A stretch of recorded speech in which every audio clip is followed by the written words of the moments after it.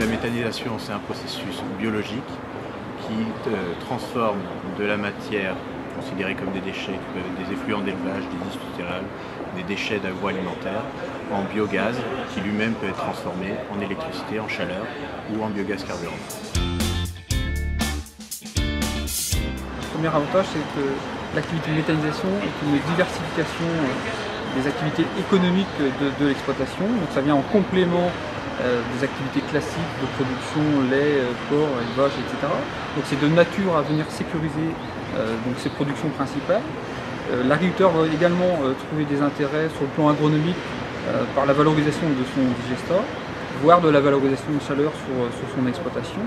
Et enfin, je dirais, on a aussi un contrat donc sécurisé par le rachat de biométhane ou de l'électricité sur des durées de 15 ans, par exemple, en ce qui concerne le rachat EDF. Alors, on peut en lister plusieurs, donc ce sont des risques liés à la technologie et la technique utilisée, donc notamment sur tout ce qui est process de digestion, lié au traitement des intrants.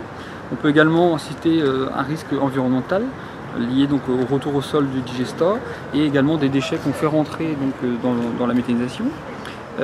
Bien sûr, un risque financier.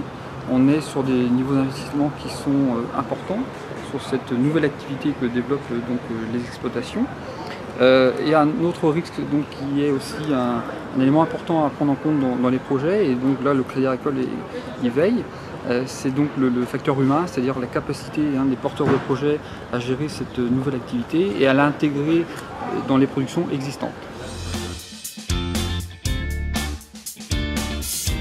Je pense que la première question à se poser, c'est pourquoi je m'intéresse à la méthanisation, pourquoi j'ai envie donc de faire un projet de méthanisation. Ça, c'est vraiment la première question à se poser. Elle est cruciale, très importante. Et comment ce projet-là, je l'inscris dans mes activités aujourd'hui, qui sont peut-être du lait, du porc, etc.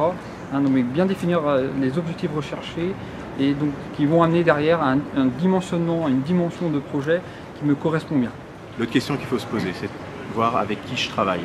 Est-ce que le professionnel, le bureau d'études, le constructeur a un réel retour d'expérience sur la technologie, ne pas hésiter à lui demander de visiter des installations pour voir les points forts et les points faibles de la technologie et les points de vigilance que peuvent vous communiquer les porteurs de projets ou ceux qui viennent de réaliser une unité.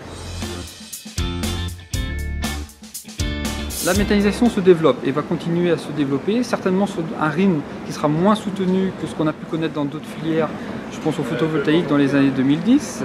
Maintenant, on a vu que ça répondait à des contraintes et des objectifs des exploitations. Je pense qu'il va falloir aussi également, pour assurer le développement de la filière méthanisation, que certains freins qui ont été identifiés soient levés. On parle du niveau de coût d'investissement qui reste très élevé, on parle des problèmes de fiscalité, du prix de rachat de l'électricité qui est encore assez faible. Une fois que ces freins-là auront été effectivement levés, j'ai peut-être oublié aussi la contrainte réglementaire, je pense que ça va donner un coup d'accélération au développement de la filière méthanisation en France.